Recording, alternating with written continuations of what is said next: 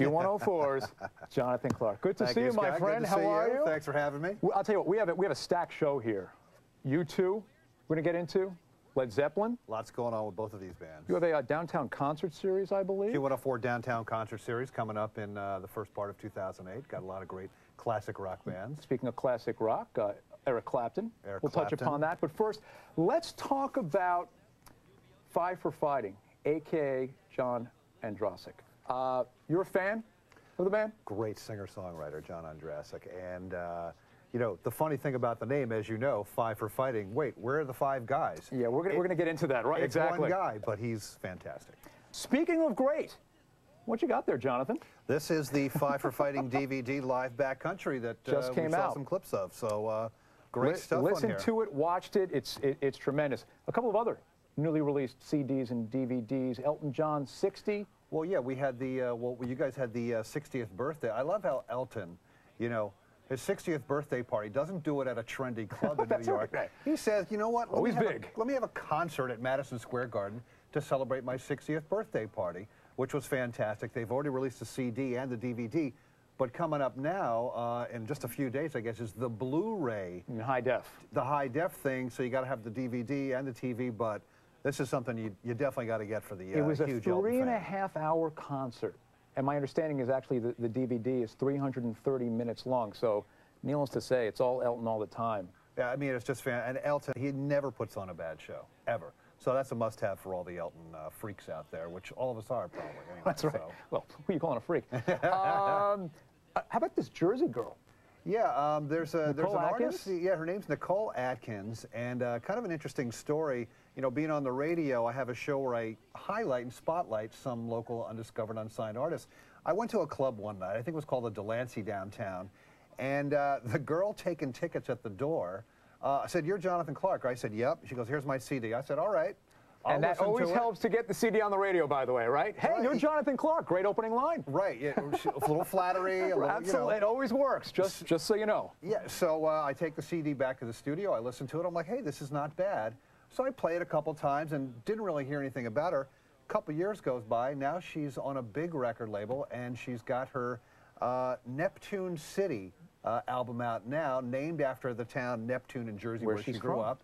And she's fantastic. She just did David Letterman. She's in Page 6 magazine.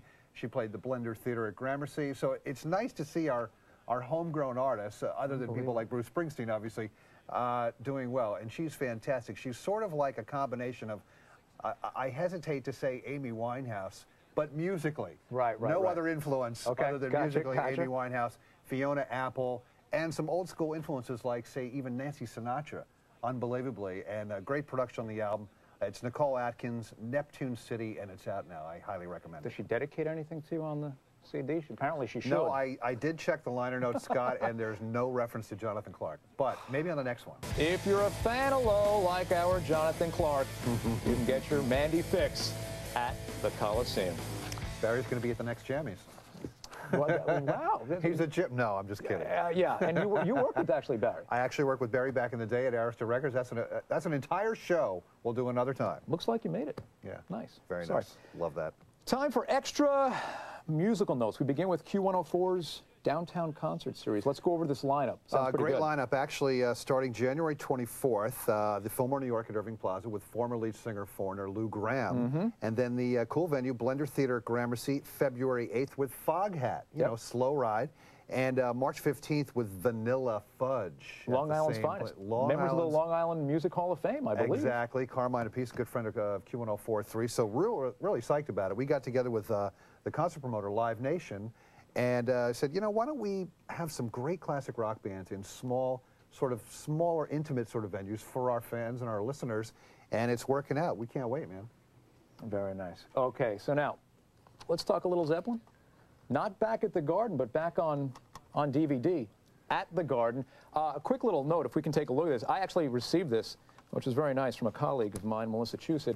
I got the DVD, the soundtrack, and there's nothing in here. She was afraid I was going to She doesn't steal trust them. you with the DVD. She's obviously a huge Zepp head. Apparently. Give us a little history here. Okay, so song remains the same. Obviously, they shot that movie at the Garden during that 1976 tour.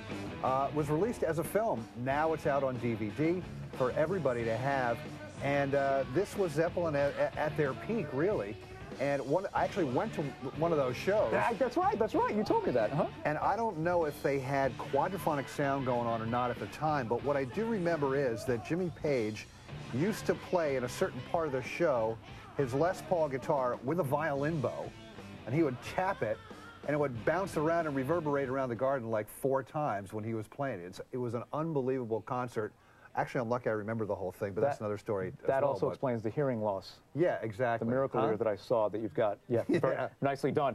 How about U2?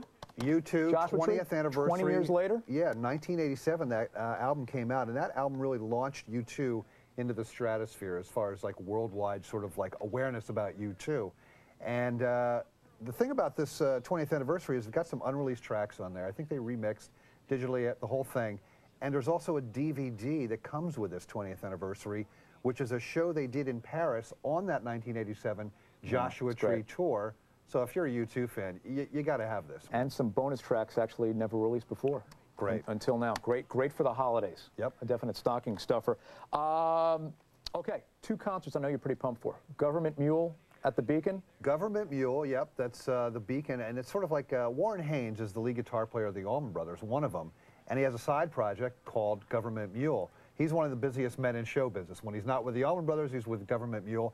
And this is sort of becoming a tradition where he plays the Beacon Theater the 28th, 29th, 30th, and 31st of December every year. So he's doing it again this year. Puts on a fantastic show. And finally, how about Mo? Mo, one of New these Year's Eve. seminal jam bands up there with String Cheese Incident and, you know, Fish and those sort of bands. And they're playing Radio City Music Hall on New Year's Eve as well. So your talent is covered for New Year's Eve. I'll see you there. Absolutely. This gentleman right here shook the hand of the great Bob Dylan. I know it's an old story because it was at the Felt Forum.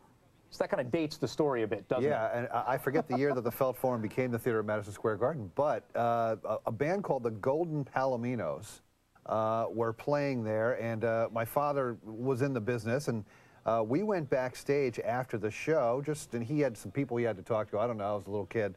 And all of a sudden, this guy walks in. He's got the Wayfarers on. He's got the pea coat with the collar up, just like in the movie, pretty much, by himself. He comes in, and I guess he knew the band.